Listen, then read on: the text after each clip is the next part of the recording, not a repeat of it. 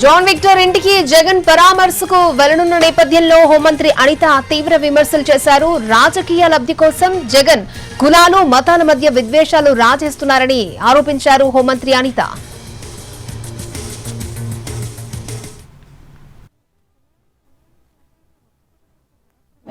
ఈరోజు తప్పు చేసిన వాడి ఇంటికి అదేవిధంగా గాంజాయి బ్యాచ్ వాళ్ళ ఇంటికి వెళ్తున్నాడంటే అతని బ్యాక్గ్రౌండ్ ఏంటో మనం కూడా ఆలోచించుకోవాలి, ప్రజలు కూడా ఆలోచించుకోవాలి.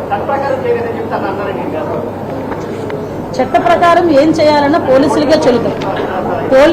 ఏ పోలీస్ అయినా చట్ట ప్రకారమే చేయాలి, చట్ట ప్రకారమే చేస్తారు.